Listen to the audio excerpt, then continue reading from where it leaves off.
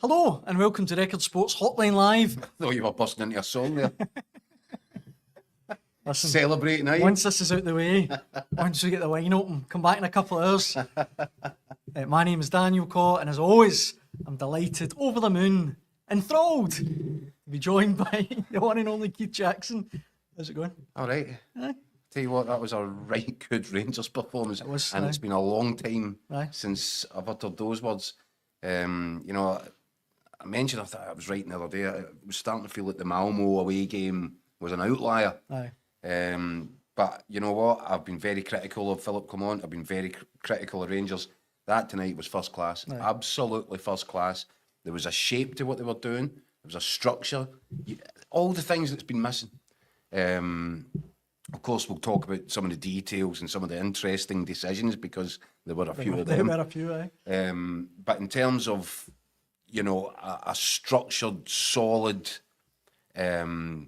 disciplined Rangers performance away from home, foreign soil, I didn't think that we're going to take anything. And my predictions this week have been rubbish. For Rangers to go there and come back with a point, that's a terrific display and it's a terrific return to get themselves up to 7 points now. They've got a real shot. Yeah. They've got a real shot. Before we dive into the game, and as you said, there's plenty to talk about. You're a man, Keith, that likes TikTok. I know how much you sit on TikTok all day. Is that right? What's TikTok? Anyway, we've got a new Record Sport TikTok account, which is up and running, Daily Record /sport on TikTok for all of your TikToking sport needs. I thought you were going to. I thought that was the name of the show from now on. Just TikTok. Just TikTok, aye. The Record Sport Hotline Live TikTok. It was TikTok last night when all we were talking about was Celtic. Aye, absolutely. So, but that's there if you're a TikToker, get involved. Wow. Okay. Where do I join TikTok? I'm a TikToker Hold now. you back. Right, before we go... Oh, sorry, do you want me to just get stuck into some fan comments? Because there's a few here that lead us on nicely to some of the talking points. So, this one, John Dobbs has written in on Facebook saying, I don't care that he scored again. They had a hitman like El Kabi up front. We have Dessers, who looks like he's been sorted out with a game by Make-A-Wish Foundation. A bit harsh, right? Because he did score, and I thought he was pretty good tonight, Dessers, but he did miss those two chances in the first half. It's just Dessers. It's Dessers doing Dessers things. Somebody said to me, Daniel, and I can't remember who it was, so I can't claim the credit for this, but it's spot on.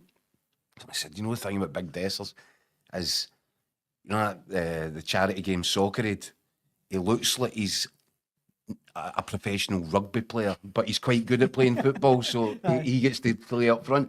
And I totally understand. I know, it's a great analogy. That is a perfect analogy. But it's such a shame for him. Do you know something? I was watching, and maybe you getting to the point with Dessers that you can't take your eyes off him because you just don't know what's coming next. So I'm watching and I think, what was it? Second minute today, there was a ball into his feet. And he fell over and he lost possession. And you went, oh, there you go. There's big Cyril off the flank. But then balls were getting fizzed into him. Then he was controlling them. Then the next one he'd lose it again. Then he'd do so. You just do not know what you're getting next from him. And he's obviously had big chances in that first half, which he should score. Whatever way you slice it, both those chances he has to score. He has to score both. But then Dessers being Dessers, he probably scores the most difficult one of the lot. Aye. And it was a brilliant goal. It was a fantastic finish. The way he feints. I mean, I have to tell you, I don't think the Greeks will be very happy with their defending it. That's fair. It was their captain went out for a bus, didn't he, when Dessers comes inside. But that said, what a finish. Oh, brilliant, eh? And I don't know, this is the thing about him. That could just as easily have flown into Rose Ed, but he's guided it perfectly into the bottom corner. It was a brilliant finish. That must be why he's so maddening, not just for the Rangers support, but for Philip Clement as well, because, like you say, you don't know what you're going to get. He'll probably go, But Clement keeps playing him. Aye, I know, I get that. And he didn't put Danilo on his squad for Europe. Aye, that's bizarre. That's a bad one. It's mental. That's a really bad one, because even from the point of view, Danilo could have had important minutes tonight. Like, getting the legs and to try and... Absolutely. But I mean, when you don't have any other strikers, and they've got Egaman, who isn't ready, isn't anywhere near ready. I keep calling him a pound of Moroccan mince. He's that raw. So he comes on. Is he ready to affect the game? No, really not. I remember thinking they might have found a real gem with him, and they might still. Oh, yeah, there's plenty there. There's plenty there. The last few appearances have not been that. Well, the thing is as well, what did we talk about the other night? what does Brendan Rodgers do to Celtics players? He improves them. Aye. He works on them. Aye. He gets them better. Coaches them. He just brings them on, and you can see it percent by percent getting better and better. I'm not sure Clement's doing that with any of his players, and I don't think he's got any chance with Eagerman. But who's to say that, you know, if there's a change at any point, and it's starting to feel more and more likely that there's going to be a change soon, you know, maybe a better coach will get a more of a return out of him. Yeah. A lot of these Rangers players look lost, and they have done all season. Tonight, funnily enough, that's what I'm saying about the structure. You could see without possession, it was like a 4-1-4-1 with Raskin just kind of anchoring the midfield in front of the defence. Raskin and Barron and Diamondi in the first half for me were terrific, the three of them. They were. But the two of them, Raskin and Barron in Aye. particular, you had Cherny and Bayrami tucking in to make it a 4. Yeah. This isn't what Clement usually does, Aye. because he likes the kind of 3 behind 1 up front. So he threw out his number 10 in order to bulk up his midfield. He got it right. Aye. He got his tactics absolutely spot on. And let me tell you something, not only did he get his tactics spot on, but because they were executed the way they were by the players, they made Olympiacos look really quite an ordinary side. And they're not an ordinary side. They're very good, very competent European team. The Conference League holders, Yeah. we should say as well. Yeah. Right, this one, obviously at the top of the night, the big news was that James Tavernier had been dropped, left to the bench. We'd speculated about it earlier in the week. Derek Levy has written in saying, why did he take off Sterling and Tavernier right mid? Every Clement game turns up more questions than answers, which... I don't, it's difficult to disagree with it. I know, it's hard because ostensibly that's a really good result for Rangers, really good performance, but you do come away with it going, what's the thinking What there? was he doing? Aye. First of all, on Tavernier, I did say the other night, and I thought it was a bit fanciful, but maybe we've seen his final start in a Rangers jersey. That might be the case, but he's now third choice right back. He now looks like third choice right back. So, and do you know what the funny is? We were watching the game, and we were saying, he's third choice right back, and I actually said, if you remember, guys, he's not going to bring him on anywhere else, is he? And then he brought him on right mid. So I don't know. It's a weird one. But he does these things. I mean, look at how many positions has Dujon Sterling played in, and he's clearly not a left winger or a right winger, but there have been times when, and I understood he needed to get fresh legs on the pitch at that stage in the match, but it doesn't look good for Tavernier now, does it? No. The one thing I'd say is, I think it's the right thing to do is to take him out of that team. We've talked about it. Rangers have got to start looking ahead to... So sorry to interrupt, but if Rangers were playing a cup final tomorrow, their best 11, do you think Tavernier's no longer in it? No, he's not. No, because his form's atrocious. He's been terrible. It's not had a good season. It doesn't look to me as if his heart's in it. I'm wondering if something went on in the summer. I think he thought he was away. Something doesn't feel right. It doesn't pass the smell test. He doesn't look happy. He's not playing well. At his best, maybe his confidence is done in. Maybe Dyson Maida's just killed him. But Rangers need to take him out the firing line, not just for his own good and for the good of the team, but in order to get, and it looks as if it's going to be Sterling now, a run of games at right back heading towards the League Cup final at Hampden in December. Because we've talked about it often enough, Tavernier can't be sent out of that game to face Dyson Maida. It cannot happen. So I thought tonight, again, going to talk about it, Sterling, absolutely tremendous. Up against arguably Olympiacos' biggest threat in Martin. Yeah. And right from the start, the two of them were having a ding-dong, and Sterling came out on top on just about every single occasion. Aye. He was beasting him. He strolled it. Defensively, really, really sound as well. When he was taking up great positions when Olympiacos were getting forward. He was very clever in the way that he defended, his positioning, his body positioning. I thought Sterling was outstanding, and was most surprised at everybody else to see. But then sometimes you think with Philip Clement that he talks himself into stuff and then ignores the evidence in front of his eyes. He clearly speaks to the sports scientists who are almost telling him, we've talked about this before, almost picking the team for him at times. So he's decided, or they've decided, that Sterling didn't have any more than, when did he come off? Right at the start of the second half, 5 minutes? They've decided that was him. He was in the red zone, or whatever it is they call it. He looked fine. He was in the red zone because he was bailing because he was getting taken off. There was no need for that substitution. There was no need for the substitution to take place. So But look, I get it. There will be concerns because he has had a series of different injury issues. And they're probably looking at him now going, right, you are ready to be the first choice at right back. Don't blow up. Yeah. Don't get an injury. Yeah. And, because the workload's heavy. 6 weeks all of a sudden, it's... I think I'd be astonished if he doesn't start against Hearts at the weekend. And just on Hearts. We're covering...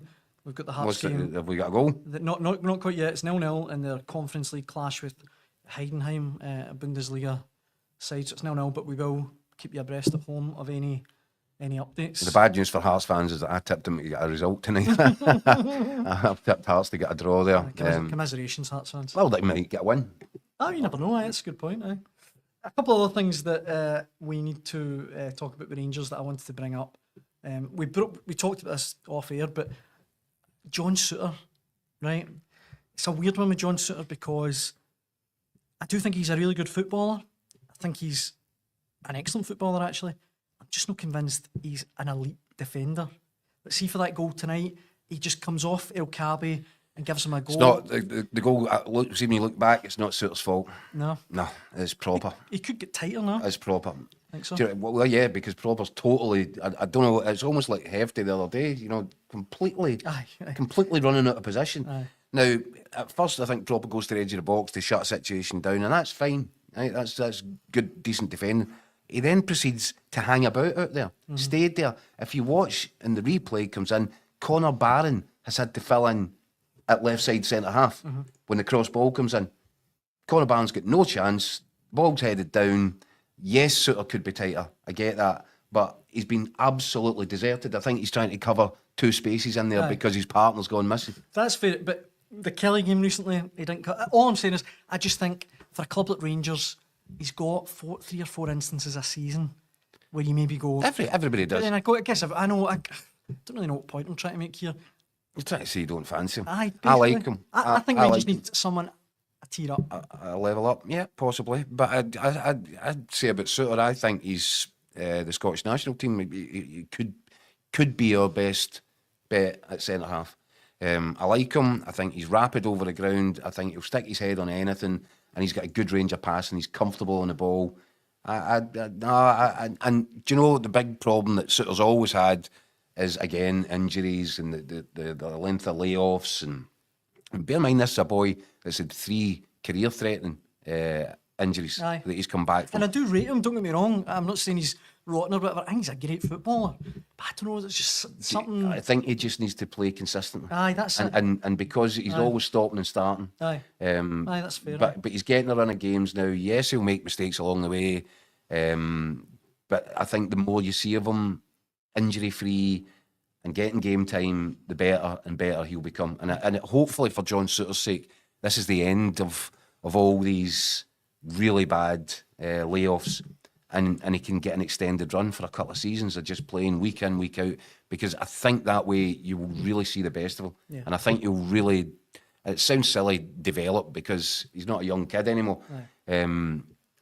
But at no point in his career over the last 5-6 years have you ever felt as if he's getting this, to feel his way in and to make himself a fixture. Listen, yes, is the Rangers' centre defence ideal? It's not. Souter's not the problem, innit? And again, that's a strange decision for me. Proper did okay tonight, nothing better than okay. I thought he went totally AWOL for the goal. Why is Balogun on the bench? I just don't know. His age, maybe? What is he, 35, 36? He's a fit lad. He's as fit as a fiddle, Balogun. I know. And he's a safer central defender. Without being harsh on Robin Proper, there's no other way to say it though, he's not very good signing. No. I know, I almost feel bad for him at times. Well, I mean, but again, there's the inconsistencies with Clement. Because at the weekend, playing in a cup semi-final, Balogun pulls up, injured. Robin Proper's on the bench. He doesn't put him on. Aye. He puts on Casemiro. I know. Tonight, to know the thing, tonight he starts with Proper. I know. Some of his decision-making is so scattergun that it's really quite concerning. But I think you go back, I'll have to go back to what I said at the start here. That was as good and as structured and as cleverly worked out a Rangers performance as I've seen in a long time. Yeah. and they were really, really good. And I really liked the balance that they had in midfield. As we said again, I'll say it again, Raskin and Barron, I mean, they run themselves into the ground tonight. Diomande in flashes shows what he can do on the ball. I still think that they'd be hoping to get more out of their wide players than Czerny and Barami. But Czerny he has spells in games for 15 minutes or so. He really, worries opponents and causes problems down the right-hand side. He cuts in, he'll get a shot off. And of course, it was his pass. When Barron comes to intercept... I think he's Rangers' best player.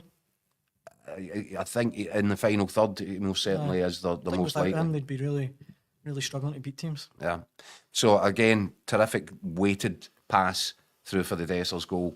I'm not entirely sure if you're Václav Černý and you pass that ball and you go, that's a great pass, by the way, and you think, it's big Dessers.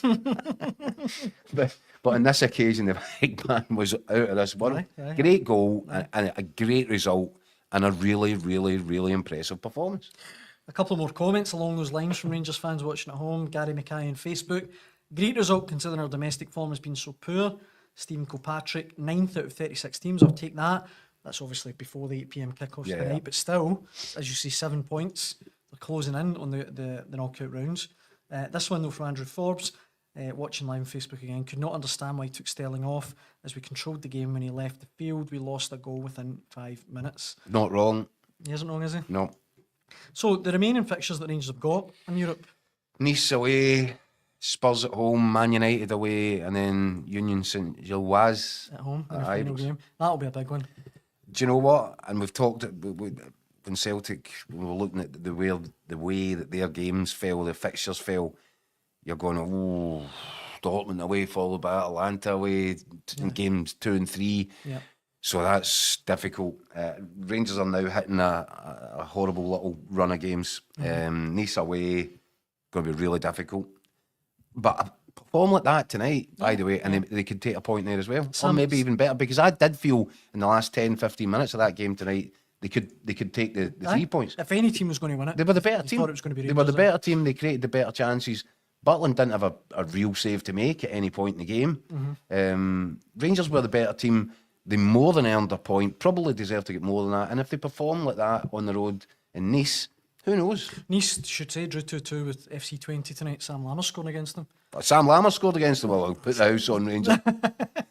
And Tottenham, they lost 3-2 away. Galatasaray. I wonder how seriously Big Ange is taking the competition. I didn't get to see his starting 11. He played a young boy who I'd never heard of up front tonight. He scored though.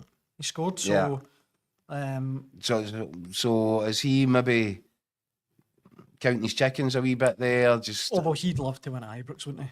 Yeah, well, I think it's just a little bit. But that final game, I think, is going to be the game. If Rangers get to 10 points... I was just going to say, so say in the worst case scenario, they go through the run, Nice away, Spurs at home and Man United away. Now, if Eric Ten Hag had still been at Man United, you'd be thinking, well, there's fancy your chances, potentially 3 points at Old Trafford. Aye. Not so much, right? Their timing's bad because they're going to get Man United when Man United have got a decent manager. But say, take nothing from these 3 games and beat Union Saint-Gilloise at Ibrox in the final game. That should almost 10 points. You're there. You're in at least the playoff. According to you and according to the Dolphins. 99%. 99%. So the Rangers are in a great position. And it's brilliant, by the way. And another thing that's brilliant about it is that was a really potentially horrible away trip. And Rangers have gone there, and for Scotland's coefficient, they've taken a point on the road. These are big results, and the coefficient really matters. So for Celtic to do what Celtic have been doing, for Rangers, for the two of them to be sitting on the points total that they've managed to get 4 games in, is really, really respectable. Absolutely. Really respectable stuff. Hopefully, Hearts will add to it tonight. They're still 0-0 with FC Heidenheim at Tynecastle. Craig Gordon making his 300th appearance in maroon. So hopefully we'll keep you updated with that score. So he wears yellow. I was going to say, he doesn't even wear maroon, does he? Nightmare. Just finishing Rangers. Do you know what annoyed me though, right? And it feels churlish to bring this up when they've had a really good result and good performance. But Clement before the game, never talking about the fixtures. He just went out of his way to say, you know, we've kind of, I forget how, I'm paraphrasing, we've got the harder, you know, get English games with Man U and Tottenham. That's really tough. Kind of alluding to Celtic playing Aston Villa. And I just thought, A, you don't need to say it, and B, I don't know if that's true. Well, no, you could not if you look at Manchester United Exactly. and what they've looked like under Ten Hag. If you had to play one of them, you wouldn't choose Aston Villa. No, you would not. Aye. So, and Unai Emery and European, he's a master at it. And what I'm actually getting at is just that comment, along with several others in a few weeks, I think that's where Clement really lets himself down. People aren't stupid. No. And he's trying to kid people on at times and stuff like that. And I was actually going to ask you, throughout your storied career, and I'm not asking for names or anything like that, right? But has any manager ever just came to you and went, look, see right now, we're a bit rotten. We can't compete at the top, but it's going to take time. Rather than this kind of halfway house of, this was our best performance today, you know? I tell you, I've mentioned it on more than one occasion on Hotline Live, but Walter Smith. Aye. He just told it as it was. Aye. I told you the That's story what fans want. when Messi, you know, and created the headlines, anti-football, Right. when Barcelona were held to a draw at Ibrox. And I said, what have we Messi's done you in there? He says, he's absolutely right. He's spot on. What does he want? It is anti-football. Aye. He says, but do you want me to go out there and try and play football against that team? Exactly. Aye. So Walter would just tell you straight as anything. Aye. Other guys, Gordon Strachan's, and you know they don't try and blind anybody with science. But see, that's what I feel like Clement, at that Aberdeen game last, that was one of the It makes them feel difficult to believe and disingenuous, and also there is that element that it winds supporters up. When Rangers fans are travelling all over, watching this team stumble about with no shape to it, no structure to it, no style to it, no signature on it from the manager, and then they're fed this, that, I think that just gets people's heckles up. Aye. I think that's why his relationship with the Rangers supporters, if it's not completely fractured, is very badly damaged. Coupled, of course, with the results and the performances. But the Rangers fans don't want to hear it. Aye. They don't want to hear it. They know what they're watching. That's why I brought it up, because I was listening to him going, what are we... And he did the thing, and Brendan Rodgers was guilty of it after Dortmund, where, you know, they used that line about, well, you know, you guys have never coached, you've never managed, you've never... It doesn't matter. Aye. Because need to be Spielberg to know a good film, aye. exactly, and what you're saying there is that fans are all wrong. They don't know what they're talking about. You guys don't know what you're talking about. Fair enough, we probably don't. But supporters that go there week in, week out, they're not fooled. Aye. They know what they're seeing. You know, Rangers and Celtic fans can be a hard couple of groups of supporters to please, but they know over the years when they're watching quality football, quality players, Aye. and a manager who's got the team together. They know what that looks like, Aye. and they know that They're not daft. right now this Rangers side couldn't look any further away from that. Aye. Apart from the fact that they've just went and had a brilliant performance tonight. A couple more comments coming in. Davey, Clement couldn't cope with the Champions League intensity, Man U and Spurs in Europa for a reason. Both promise and never deliver. Kieran, Barron, a coming-of-age performance tonight. And I did think... No, I'm not sure about that. No, do you not think so, no? I thought he played really well, Barron. Oh, sorry, I thought you meant the team in general. Oh, no, Because I Barron, used aye. that phrase for Celtic and away to Atalanta. Aye. No, Conor Barron, coming-of-age performance tonight. I think he's already come of age. Aye, that's fair. I think he's been I one. think he was really good tonight, but I think he's been one of Rangers' best players. And by the way, that's a bit of an indictment on the rest of them. That boy is just in the door. He's young. You know, I think the expectation was that he might need a bit of time to play his way into. He's taken on the burden. From day one, he's put in a colossal amount of effort compared when I look at some of the body language and some of the guys around about him. That wee guy has taken it all on his shoulders. And I think, you know, he's... Never mind tonight. Tonight he was outstanding, but his levels of performance since the start of the season have been consistent.